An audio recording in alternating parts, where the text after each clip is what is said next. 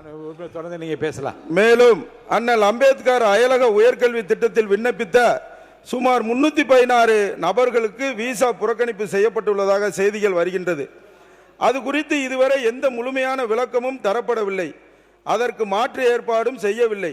பக்கத்தில் விண்ணப்பிக்கும் மாணவர்கள் எளிய முறையில் தங்களது விண்ணப்பங்களை எந்த நிலையில் உள்ளது என்பதை தெரிந்து கொள்ளவும், அவர்களுக்கு வழங்கக்கூடிய ஊக்கத்தொகை நிர்ணயம் என்ன என்பதை வெளிப்படையான தன்மையோடு இணையதளத்தில் பதிவிட வேண்டும் என்று கேட்டுக்கொள்ளப்படுகிறது. கடந்த 100 நாட்களில் சுமார் 10 ஆவண கொலைகள் நடைபெற்றுள்ளது. அது குறித்து இதுவரை எந்த நடவடிக்கை எடுக்கப்பட்டுள்ளதா? கடந்த ஆட்சி காலத்தில் மாண்புமிகு தளபதியார் அவர்கள் அமைக்கப்பட்ட நீதியரசர் KN பாஷா தலைமையிலான ஆணையம் வழங்கிய பரிந்துரைகள் மீது என்ன நடவடிக்கை எடுக்கப்பட்டுள்ளது என்பதை நான் இங்கு கேட்டுக்கொள்ள கடமைப்பட்டிருக்கிறேன். அதே போல பள்ளி கல்லூரி மாணாக்கள் தற்போது மீண்டும் கைகளில் வண்ணக்கயிறு மூலம் தங்களது ஜாதி அடையாளங்களை வெளிக்காட்டும் விதமாகவும் கட்டுகிற பழக்கம் மீண்டும் தலை தூக்கி உள்ளது. இதனை உடனடியாக அனைத்து கல்வி நிலையங்களிலும் தீவிர கண்காணிக்க அரசு ஆணை பிறப்பிக்க வேண்டும். வன்கொடுமை தடுக்கவும் சமூக நல்லிணக்கத்தை வளர்க்கவும் தொடங்கப்பட்ட சமூக நீதி மற்றும் மனித உரிமைகள் பிரிவு கீழ் 13 அடிஷனல் கமிஷனர் மற்றும் டிஎஸ்பிகள் பணியிடங்கள் காலியாக உள்ளன. அதிலும் முக்கியமாக திருநெல்வேலி, தேனி, மதுரை போன்ற மாவட்டங்களில் பணியிடங்கள் நிரப்பப்படாமல் உள்ளன. இந்த சென்சிட்டிவான இந்த பகுதியில் ஏன் அறிவிக்காமல் இருக்கு என்பதை தாங்கள் வாயிலாக கேட்க கடமைப்பட்டிருக்கிறேன். மற்றும் பிற்படுத்தப்பட்ட இஸ்லாமிய பிள்ளைகளின் கல்வி கனவுகளை நினைவாக 3.5% இடஒதுக்கீடு தந்தவர் முத்தமிழறிஞர் டாக்டர் கலைஞர் அவர்கள். நேற்று நடைபெற்ற மிலாடி நபி திருநாளிற்கு அரசு விடுமுறை தந்தவர் முத்தமிழறிஞர் டாக்டர் கலைஞர் அவர்கள். அதன் பின் வந்த ஆட்சியாளர்கள் அதை ரத்து செய்து விட்டனர். மீண்டும் கழகாட்சி அமைந்தவுடன் அதை 4வது மிலாடி நபி தினத்தை அரசு விடுமுறை அறிவித்ததும் முத்தமிழறிஞர் டாக்டர் கலைஞர் அவர்கள். CAA, NRC போன்ற குடியுரிமை திருத்த சட்டங்கள் வந்தபோது இந்திய ஒன்றியத்தில் முதல் எதிர்ப்பினை பதிவு செய்த முதலமைச்சர் முன்னாள் முதலமைச்சர் தளபதி ஸ்டாலின் அவர்கள். அதே குடியுரிமை சட்டத்தை எதிர்த்து ஆளுநர் மாளிகையில் முற்றுகை போராட்டத்தில் ஈடுபட்டு கைது செய்யப்பட்டவர் எங்களுடைய எதிர்க்கட்சி தலைவர் மாண்புமிகு உதயநிதி ஸ்டாலின் அண்ணன் அவர்கள். வாழையடி வாழையாக சிறுபான்மை மக்களின் நலனிலும் அவர்களுடைய பாதுகாப்பிலும் உரிமைகளிலும் உடன்பிறப்பாய் உடன் நிற்பது திராவிட முன்னேற்ற கழகம் மட்டும்தான். 2 தினங்களுக்கு முன்னதாக இஸ்லாமியர்களை திமுக அவதூறாக பேசியதாக கூறி அந்த சட்டமன்ற உறுப்பினர் சகோதரர் குடியுரிமை எதிர்ப்பு போராட்டங்கள் நடந்த காலத்தில் ஒரு நபரை குறிப்பிட்டு அவர் அந்த இஸ்லாமிய சமூகத்தில் என்னென்ன தீங்குகள் செய்திருக்கிறார் என்று பல்வேறு யூடியூப் சேனல் மூலமாக பேட்டி அளித்துள்ளார்கள். குறிப்பாக பீஸ்ட் படத்தை தடை செய்ய வேண்டும் என்று அவர் தனி பிரத்யேக பேட்டியை அளிச்சிருந்தார். அதில் இஸ்லாமியருக்கு எதிராக இப்போது முதலமைச்சராக இருக்கக்கூடியவர் எவ்வாறு செயல்படுகிறார் என்பதை கூட 40 நிமிடங்கள் அவர் பேட்டி அளிப்பது என்பது முக்கியத்துவம் வாய்ந்தது. அதற்கு அவர் பதிலளிப்பாரா என்பதுதான் எங்களுடைய கேள்வி. மாண்புமிகு பொதுப்பணித்துறை அமைச்சர் அவர்கள். மாண்புமிகு பேரவைத் தலைவர்களே, நம்முடைய சட்டமன்ற உறுப்பினர், நாங்கள் தான் தலித் சகோதரர்களுக்கு அனைத்தையும் செய்தோம். இஸ்லாமிய சகோதரர்கள் ஒரு படத்தோடைய கான்செப்ட்ங்கிறது ஒவ்வொருத்தருடைய பார்வையில் இருக்கு. அப்ப 99 to 2004 உங்களுடைய ஐயா கலைஞர் அவர்கள் என்ன பேசினாரு நாங்களும் இப்ப எடுத்து பேச முடியும். RSS இயக்கம் சமூக இயக்கம்னு சொன்னது இதே அவையில, அதையும் நாங்க சொல்ல முடியும். அதனால மானிய கோரிக்கைகள் விவாதம்ங்கிறது நான் திருப்பி பதிவு பண்றேன். இதோட 4 முறை அரசை குறை சொல்லி பேசிக்கிட்டு இருக்காரு. நாங்க அமைதியா கேட்டுட்டு இருக்கோம். யாருடைய பேச்சிலையும் நாங்க குறுக்கிட வேண்டிய அவசியம் இல்லை. ஆனால் குறைகளை சொல்லணும்னா நாங்க 50 வருஷ வரலாற்று நாங்களும் எடுப்போம்.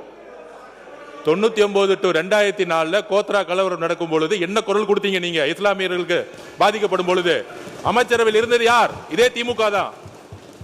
அமைச்சரவையில் இருந்து என்ன அப்ப குரல் கொடுத்திருக்கலாமே? கோத்ரா கலவரத்துல எல்லா இஸ்லாமியர்கள் இறக்கப்பட்டாங்க, அதனால நாங்க அமைச்சரவையில் இருந்து ரிசைன் பண்றோம், எங்களுக்கு பதவி முக்கியம் இல்ல, இஸ்லாமியர்களோட உயிர் தான் முக்கியம் அப்படின்னு பதவியில இருந்து விலகி இருக்கலாமே. திமுக விலகி இருக்கலாமே. 99 2004 வரைக்கும் பிஜேபியோட ஆட்சி 5 வருஷம் முழு முதலா கொண்டு வந்து திமுக இந்த இந்த பாவமும் இந்த வரலாற்றையும் எப்பயும் மறைக்க முடியாது. அதனால குறைகள் சொல்லாதீங்க. நாங்களும் வரலாறு, எங்களுக்கு வரலாறு தெரியும். அப்ப நம்மளுடைய தலித் சகோதரர்கள் பத்தி சொல்லும்போது சொல்றாரு, போன கவர்மெண்ட்ல Tamil Nadu recorded at 67% rise in atrocities against Dalit between 2019 to 2023, the highest increase in the country according to the report by the National Campaign and Dalit Human Rights Commission. இது வந்து நாங்க சொல்லல, NCDHR சொல்றாங்க. இந்த தமிழ்நாட்டிலே அதிகமான தலித் மக்களுக்கு எதிரான கிரைம் நடந்தது உங்களுடைய ஆட்சியிலிருந்து இங்க டேட்டா சொல்லுது. இதை நாங்க இங்க பதிவு பண்றோம். அதனால குறைகள் சொல்லாதீங்க.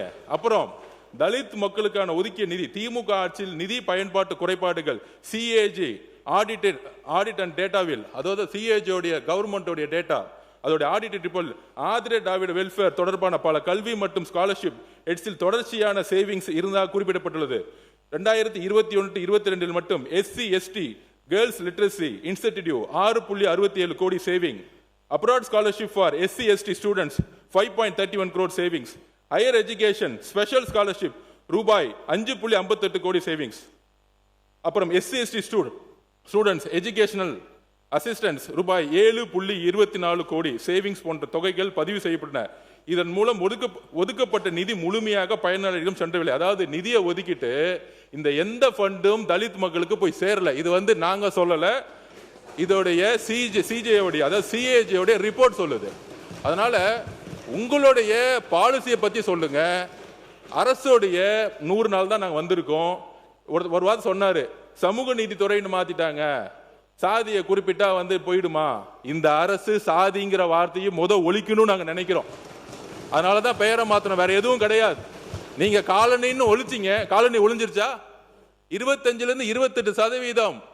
இந்த 75 வருஷத்துல இன்னும் விழுப்புரத்திலும் கள்ளக்குறிச்சியிலும் தமிழகம் முழுவதும் இன்னைக்கும் காலனில தலித் மக்கள் அதே குடிசையில தான் இருக்கிறாங்க. தேர்தல் பிரச்சாரம் பண்ணும்போது சாதாரண குடிசையில, அந்த இடத்துல தண்ணி இல்ல, ரோடு இல்ல, மெடிக்கல் இல்ல, அங்க இருக்கக்கூடிய பெண்கள் ஹையர் எஜுகேஷன் போல. இப்ப சர்வே எடுத்து சொல்ல முடியும், அதிகமான பெண் கல்வியில முக்கியத்துவம் கொடுத்திருக்கோம். ஆனால் தலித் பெண்களுக்கான முக்கியத்துவம் கடந்த 75 வருஷத்துல கொடுக்கப்படலை. இந்த டேட்டா தான் உண்மை. நீங்க இப்பயும் சொல்றோம், வாங்க நீங்க காலனிங்கிற பேரை மாத்திட்டோம். நான் பேசி முடிச்சிடுறேன், அதுக்கப்புறம் நீங்க என்ன வேணா பதில் சொல்லுங்க. ஜனநாயகபூர்வம் அருவன் பண்ணுவோம். அவர் குறை சொன்னார்ல, பேசி முடிப்போம். உங்களுடைய ஆட்சியில தலித் மக்களுக்கு இந்த சவுண்ட் எல்லாம் விட வேண்டாம். நீங்க பேசுங்க எல்லாரும். நாங்க இல்ல வேண்டாங்க, நீங்க கருத்தை மட்டும் சொல்லுங்க. கருத்தை மட்டும் சொல்லுங்க. இல்ல கருத்தை மட்டும் சொல்லுங்க. மாண்புமிகு உறுப்பினர் மாண்புமிகு உறுப்பினர் என்ன பேச அலோ பண்ணணும். எல்லாரும் பேசினாலே எந்திரிச்சு நின்னோம்னா அப்புறம் நம்மளும் எந்திரிச்சு நிக்க வேண்டியது. அவங்க பேச நான் வந்து இல்ல அவர் பேசி முடிந்ததும் இல்லைங்க அவர் இல்ல நீங்க இல்லங்க இல்ல அவர் என்ன சொல்லிருந்தா நீங்க பதில் சொல்லுங்க. நான் கேக்குறோம், நான் அனுமதி தரேன். நாங்க பேசி முடிச்சு என்ன வேணா பேசுங்க, நாங்க கேக்குறோம். உட்காருங்க. நான் பேசி முடிச்சோட நீங்க என்ன வேணா பேசுங்க, நாங்க பேசி முடிக்கல. இருங்க என்ன பார்த்து பேசுங்க. பின்னாடி எல்லாரும் உட்கார சொல்லுங்க. மாணவ பொதுப்பணித்துறை என்ன பார்த்து பேசுங்க பாருங்க. நான் சொல்றேன், இருங்க. 75 ஆண்டு காலமாக இப்படிப்பட்ட குடியிருப்புல இருக்கக்கூடிய பெண்களுக்கு இன்னும் அடிப்படை வசதிகள் இல்லைன்னா ஒரு கருத்து சொல்ல இருக்குன்னு நீங்க சொல்ற கருத்தை அவர் பேசி முடிச்ச பிறகு சொல்லுங்க. எங்க என்ன இருக்கு உங்க கருத்துக்களை பதிவு பண்றது அனுமதி தரேன். நீங்க பேசி முடிங்க. நீங்க கருத்து முடிங்க. உடனே தரேன் உங்களுக்கு. துணைத் தலைவர்கள் உட்காருங்க. அவர் சொல்லி முடிச்ச உடனே தரேங்க உங்களுக்கு. நீங்க சொல்லுங்க. நான் ஆதாரபூர்வமா தான் பேசிட்டு இருக்கேன். சொல்லுங்க. மாண்புமிகு சட்டமன்ற உறுப்பினர் 7 நிமிஷம் பேசிட்டு இருந்தாரு. நாங்களும் இப்ப சவுண்ட் போட்டோம். இல்ல வேண்டாம், அப்படி சொல்லக்கூடாது. நீங்க விடுங்க, நீங்க கருத்தை மட்டும் பேசுங்க. நீங்க இல்லைங்க, இல்ல நாங்கள் இருங்க, உட்காருங்க. இல்ல மாண்பு பொதுப்பணித்துறை அமைச்சர் அவர்கள், நீங்க உங்க கருத்துக்கள் சொல்லிக்கொண்டே வந்து கருத்தை சொல்லி முடிங்க. நீங்க இல்ல நான் பேசும்போது ஏன் சவுண்ட் கொடுக்குறீங்க? இல்ல அது வேண்டாம், நீங்க விடுங்க. நீங்க என்ன பார்த்து சொல்லுங்க. நீங்க பதில் நீங்க பேசுங்க, தொடர்ந்து பேசுங்க. நீங்க பேசுங்க. நாங்க யாரையும் மிரட்டல, எங்களை மிரட்டினாலும் நாங்க பயப்படுற ஆள் கிடையாது. அதுதான் நாங்க சொல்ல வரோம். நீங்க பேசி முடிங்க. எதிர்கட்சிகள் நீங்க பேசி முடிங்க. மாண்புமிகு பேரவைத் தலைவர்களே, எதிர்கட்சிகள் சொல்லக்கூடிய குற்றச்சாட்டுகள் நாங்கள் பதில் சொல்லக்கூடிய சொல்லுங்க. அவங்களுடைய கோரிக்கைகள், திட்டங்கள், பாலிசி பத்தி பேசினா அதுக்கு நாங்க எந்திரிச்சு பதில் சொல்லவும் செய்யறோம்.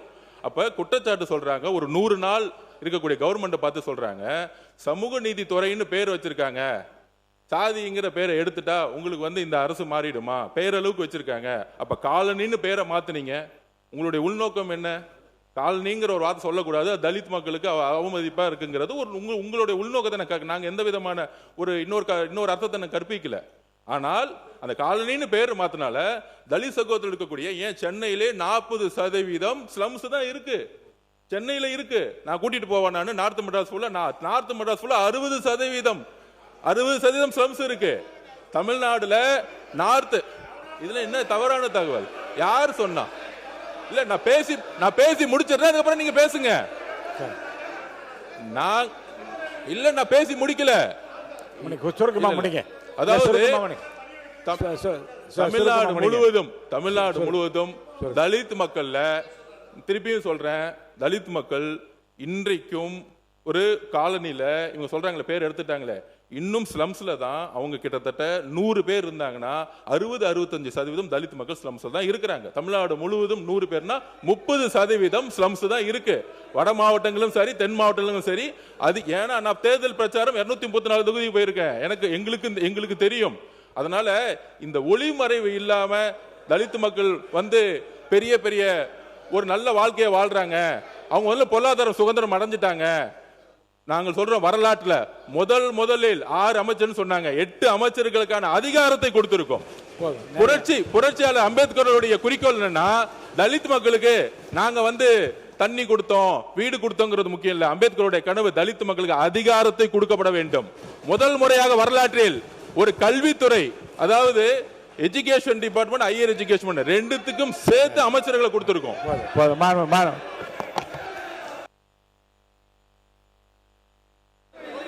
உறுப்பினர் கே என் நேரு அவர்கள், மாண்புமிகு பேரவைத் தலைவர் அவர்களே, முழுமையாக உறுப்பினர் கே என் நேரு அவர்கள், உறுப்பினர் கே என் நேரு அவர்கள், நீங்க பேசுங்க. எனவே மாண்புமிகு பேரவைத் தலைவர் அவர்களே, மாண்புமிகு அமைச்சர் ஒரு நீண்ட சொற்பொழிவை ஆற்றிவிட்டு அமர்ந்திருக்கிறார்.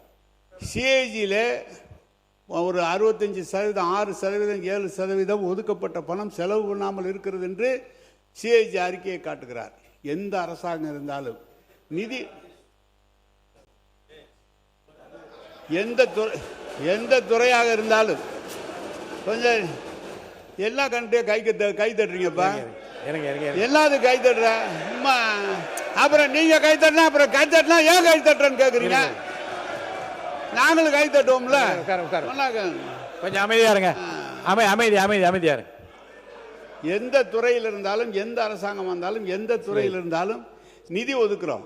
ஒரு 4000 கோடி ஒரு தொகை இந்த தொகுதிக்காக, இன்னும் திட்டங்களுக்காக நிதி ஒதுக்குற போது ஒரு சில இடங்களில் அதை நிர்வாகம் எடுக்கிற போது சில சங்கடங்கள் வரும். நீதிமன்றங்களில் தேர்ந்து தடையாணை பெறுவார்கள். அப்போது அந்த தொகை செலவு பண்ணாமல் நின்றுவிடும்.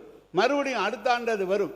எனவே சிஏஜி அறிக்கையை நமக்கு ஒரு எச்சரிக்கையாக எடுத்துக்கொள்ளாமே தவிர செலவு செய்யாமல் நிறுத்திவிட்டோம், ஆதிதிராவிட மக்களுக்கு செய்யக்கூடிய பணிகளை செய்யாமல் விட்டுவிட்டோம் என்றெல்லாம் வருத்தம் இல்லை. எல்லா அரசாங்கங்களும் எல்லா துறையிலும் அது தொடர்ந்து ஒவ்வொரு ஆண்டு வந்து கொண்டிருக்கிறது. எங்களுக்கெல்லாம் ஒரு பெருமை இருக்கிறது. மாண்புமிகு பேரவைத் தலைவர் அவர்களே, தமிழ்நாட்டில் கலைஞர் அவர்களை பெயரை சொன்னாலே எப்போது பார்த்தாலும் இவர் பிற்படுத்தப்பட்ட தாழ்த்தப்பட்ட மக்கள் என்று பேசுவார்களே தவிர இவர் வேறொன்றும் தெரியாது என்று கலைஞரை பற்றி விமர்சனம் செய்தது உண்டு. அந்த அளவுக்கு ஆதிதிராவிட மக்களுக்கும் பிற்படுத்தப்பட்ட மக்களுக்குமாக அந்த நல்ல காரியங்களை செய்து திராவிட முன்னேற்ற கழகம் இந்த துறையை பிற்பட்டோர் நலத்துறை என்று ஒன்றை உருவாக்கியதே கலைஞர் அவர்கள் தான். எனவே நீங்கள் நினைப்பது போல அந்த காலத்தில் இப்படி சொன்னார்கள், இந்த காலத்தில் இப்படி அடுத்தது கோவை செழியன் சாரை பேச வைக்க, நீங்க பேசுங்க. எனவே அந்த தொகை செலவு செய்யாமல் விட்டு விட்டோம் என்றெல்லாம் உங்களுடைய அரசாங்கம் போது நீங்கள் வந்து 3 மாதம் ஆயிருக்கீங்க. நாளைக்கு உங்கள் ஓராண்டு காலம் இருந்தால் அவங்களுடைய அரசாங்கத்தை பற்றி 5 ஆண்டுகளுக்கு தான் மக்கள் வாக்களித்தது. 5 ஆண்டுகள் இந்த ஆட்சி இருக்கும். நீங்க நீங்க இந்த ஓராண்டு காலம் கழித்து உங்களுடைய அரசாங்கத்தை பற்றி மத்திய அரசாங்கம் நிர்ணயம் செய்வார்கள். அப்போது எந்தெந்த பணம் செலவு செய்யப்பட்டிருக்கிறது, எது செலவு செய்யப்பட்டதுன்னு சொல்வார்கள். எனவே நீங்கள் எதை நாங்கள்லாம் ஆதிதிராவிட மக்களுக்கு செய்யவில்லை என்று, ஆதிதிராவிட மக்கள் கலைஞருடைய காலத்திலும் தளபதியுடைய காலத்தில் தான் மிக உன்னதமான இடத்திற்கு வந்திருக்கிறார்கள். எனவே தொடர்ந்து 8 அமைச்சர்கள் சொன்னார்கள். நம்முடைய தளபதி அவருடைய 5 அமைச்சர்கள் பெரிய துறை உயர்கல்வித்துறையை இன்றைக்கு தந்தார்கள். எனவே அந்த மக்களின் மீது அவர்களுக்கு என்ன அக்கறை இருக்கிறதோ அதை விட கூடுதலான அக்கறை திராவிட முன்னேற்ற கழகத்திற்கு தலைவருக்கு இருக்கிறது என்பதை தெரிவித்துக் பிளே ஸ்டோர் மற்றும் ஆப் ஸ்டோரில் இருந்து பாலிமர் செயலியை QR கோடு மூலம் பதிவிறக்கம் செய்யுங்கள். செய்திகளை உடனுக்குடன் பெறுங்கள்.